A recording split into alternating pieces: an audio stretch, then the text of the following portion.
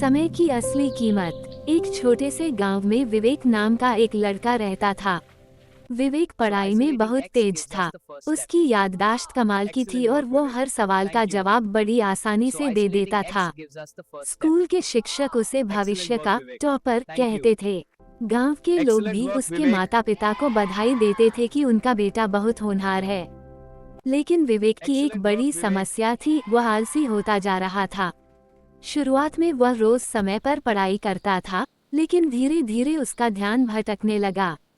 उसे मोबाइल पर गेम खेलना अच्छा लगने लगा। वह घंटों सोशल मीडिया देखता रहता।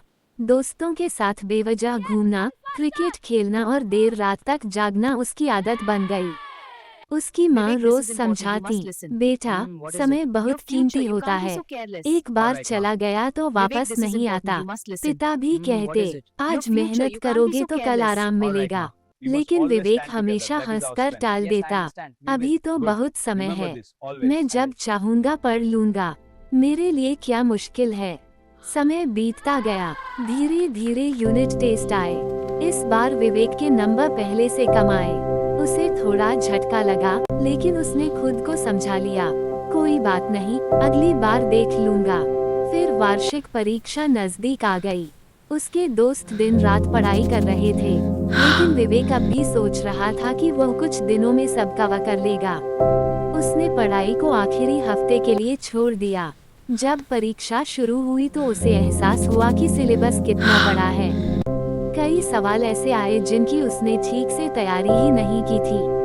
परीक्षा हॉल में बैठा वह घबरा गया। पहली बार उसे लगा कि शायद उसने गलती कर दी है। कुछ हफ्तों बाद रिजल्ट आया। स्कूल में भीड़ लगी थी। बच्चे अपने अपने नंबर देख रहे थे।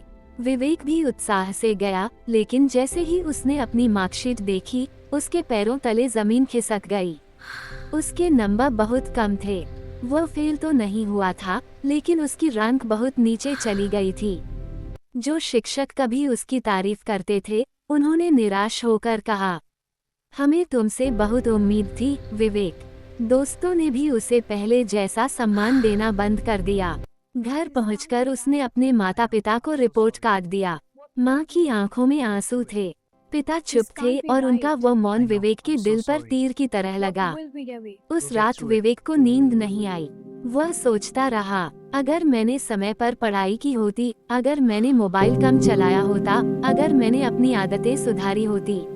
उसे अपनी गलती समझ आ चुकी थी। अगली सुबह उसने एक फैसला लिया। उसने अपना टाइम टेबल बनाया, मोबाइल का इस्तेमाल सीमित कर दिया, रोज सुबह जल्दी उठने लगा, खेलना बंद नहीं किया, लेकिन समय तय कर लिया। हर दिन थोड़ा थोड़ा पढ़ाई करने लगा। शुरुआत आसान नहीं थी। कई बार मन करता कि फिर से पुरानी आदतों में लौट जाए, लेकिन उसे अपने माता पिता का चेहरा याद आ जाता। वो खुद को रोक लेता। धीरे धीरे बदलाव दिखने लगा। उसके टेस्ट में नंबर बढ़ने लगे। शिक्षक फिर से उसकी मेहनत की तारीफ करने लगे। एक साल बाद जब अगली वार्षिक परीक्षा का परिणाम आया, तो इस बार विवेक ने पूरे स्कूल में दूसरा स्थान प्राप्त किया।